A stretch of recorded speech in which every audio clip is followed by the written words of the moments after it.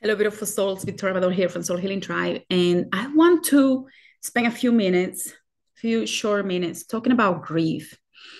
I had an interesting experience, if I can say, and it was all about grief of the experiences that I wish I had that I didn't have, the experiences that I had that I didn't grieve, the grief of letting people that I love go or that they transition and I couldn't see them anymore. So I had to let them go, right?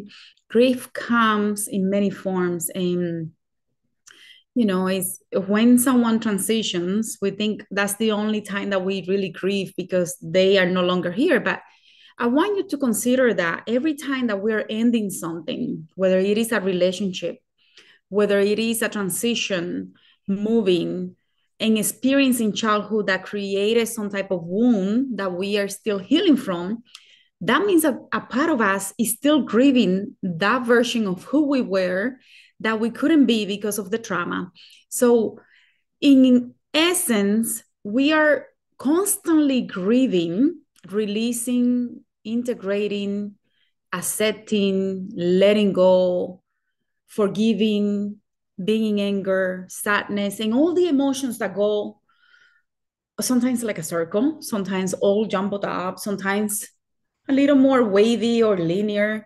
But most of the time it's going to be all over the place because there is not a book that says this is how we're going to grieve, because grief depends on the person and what we went through. So when we consider grief, I want you to consider that relationship that couldn't be, and how you may be still grieving that version of who you were with that person that is no longer. Or when you were in high school and you transitioned to college and you had to be more serious, or you were more open because now you were free. Whatever you had to transition from, there is a part of you that perhaps wasn't willing to let go, or wasn't ready to transition, or something was taken away through the different traumas that we experience that we may still be grieving. And from childhood, this may look like, for example, in my case, when I was dealing with a bone infection in the hospital and so on, I was for a long time grieving the fact that I couldn't walk for many years, or that I had to drag myself on the floor, or that I couldn't be outside with the other kids playing and just being a child. So for the longest, I was grieving not being able to be a child. At my age, when I was in the hospital, a part of me was not allowed to be who it needed to be. So that part of me was grieving.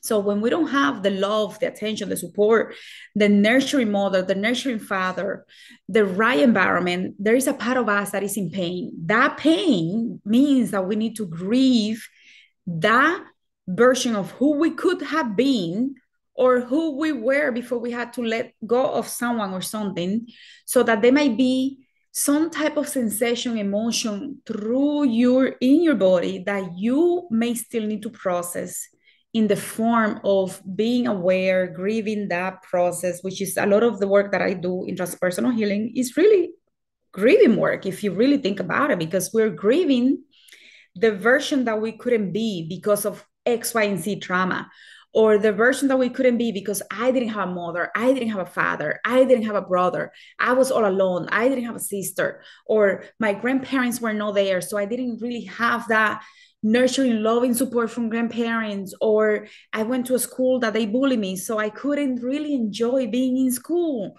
Or, when I went to Cornell and I had a professor say to me what he said, and I was like, wow, I realized that I was also grieving the part of me that didn't feel welcome there. So, what, in what ways do you feel that sometimes you're not who you're supposed to be? What are the masks that you put on to be okay with where you are, with who you are? And notice the person behind the mask. Who is that person, that part of you, that quality of you, that trait that needs to be grief so that you can bring it forward, because the process is that you cannot really integrate those parts unless you witness their pain. So that part of you that couldn't be that felt alone because there were no one to play with, that part not only is having deep pain and sadness, sorrow, or if somebody transitioned, definitely a lot of sorrow, or anger because there was no one there. But behind the anger, what is there? And then consider, what is the part of me that couldn't be who we wanted to be because it felt so alone? I couldn't play. So there is a part of you that feels like it couldn't play, it couldn't have fun, it couldn't connect with other kids at that age, 6, 7, 8, 9, 10, 11. So there is a part that is grieving the process of not having a connection in those ages that allow creativity to come forward, sense of connection. So the grieving process is not just about when someone moves on and transitions and moves on to the spirit realm. We can grieve a job. We can grieve moving from one house to another, from one state to another, from one city to another. We can grieve letting go of someone that you really care for, but you know what? Together we're just not good. So I'm going to have to let you go. Or perhaps your child is going to college and you now have to grieve the fact that your child is moving on and becoming an adult, and you're going to not have to be, you're not going to be that mother anymore. You'll become a different type of mother now. So you may be grieving a part that feels like, oh my God, who am I going to be if I don't have my child? Or if you have a job that you really like and they promise you a really good promotion, but it just fell through. There is also a part of you that is grieving the fact that something was promised and then it was taken away. So with this, what I want to do is to invite you to consider, to contemplate, to reflect on what are some of the parts of you that may be grieving silently and that you haven't noticed, or that you have noticed, but you haven't done much about it.